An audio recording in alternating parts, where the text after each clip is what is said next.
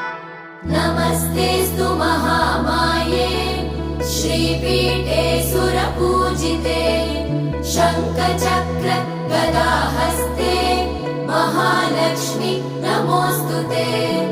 नमस्ते गरुडारूढे कोलासुरभयङ्करी